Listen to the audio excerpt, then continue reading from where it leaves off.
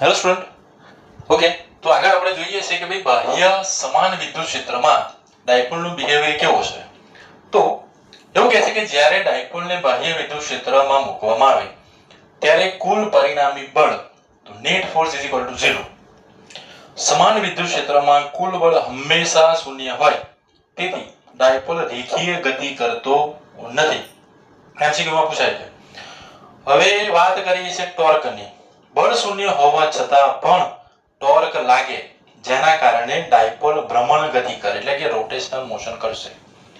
Linear motion નહીં હોય, કેવું હશે? રોટેશનલ મોશન હશે. એ આપણે આગળ જોઈશું. તો torque tau is equal to p cross e, અને ક્રોસ જો દૂર કરવું હોય તો એની જગ્યાએ લખાય sin θ. તો is equal to p sin θ.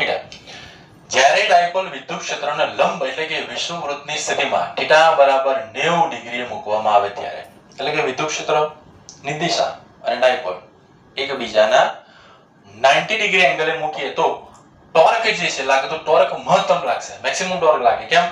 આ સૂત્રમાં મૂકો p sin θ, θ બરાબર 90, તો ટોર્ક મહત્તમ લાગશે p * e. જ્યારે ડાયપોલ વિદ્યુત ક્ષેત્રને સમાંતર મૂકવામાં આવે એટલે કે વિદ્યુત ક્ષેત્રની દિશામાં જ ડાયપોલને મૂકવામાં આવે ત્યારે એંગલ થઈ જાય 0 પણ થાય અથવા 180 પણ થાય.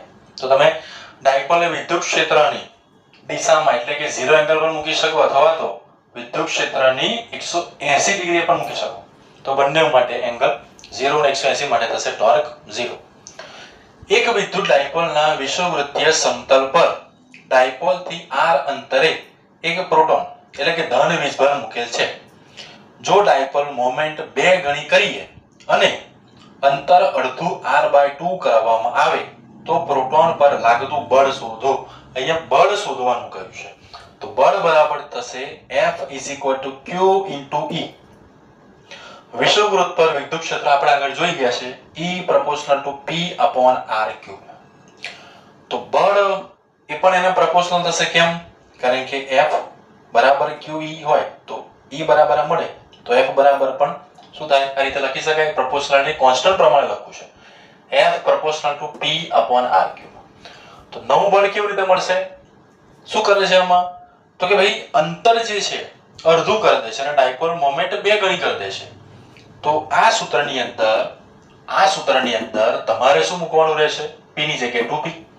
ડાયપોલ મોમેન્ટ 2 ગણી કરી દીધી, ડિવાઇડ બાય અંતર કરી દીધું r/2, અડધું અંતર કરી દીધું.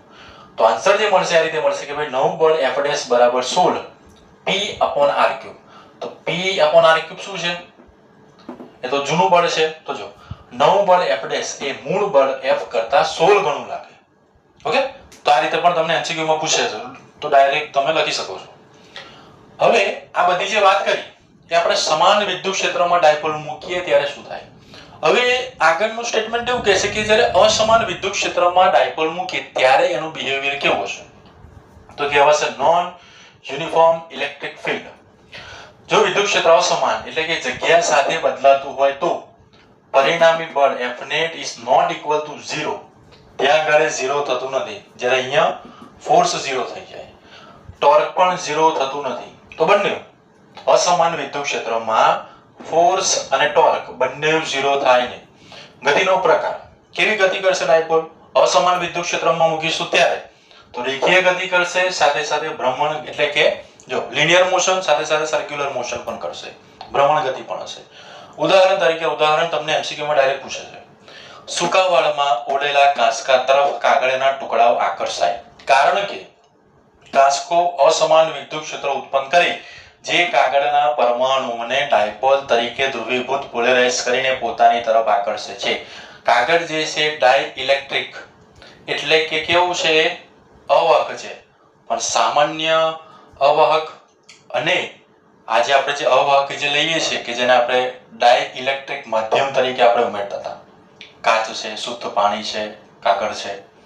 તો અહીંયા કાગળના પરમાણુ ડાયપોલ તરીકે ધ્રુવીભૂત એટલે કે પોલેરાઇઝ કરીને પોતાની તરફ આકર્ષે, એટલે કે એમાંથી વિદ્યુત પ્રવાહ પસાર ન થાય પરંતુ એની અંદરથી વિદ્યુત ક્ષેત્ર પસાર થાય.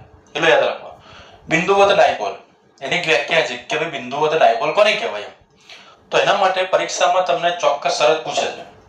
તો એવી રીતે લખાય કે જ્યારે વિદ્યુત ભારનું મૂલ્ય ખૂબ મોટું થતું જાય એટલે કે Q ટેન્ડ્સ ટુ ઇન્ફાઇનાઇટ, તેમની વચ્ચેનું અંતર ખૂબ નાનું થતું જાય એટલે કે 2a ટેન્ડ્સ ટુ 0, તો સૂત્ર જ આપણને ખબર છે dipole moment P = Q × 2a અચળ રહે છે ત્યારે તેને આદર્શ અથવા બિંદુવત ડાયપોલ કહેવાય.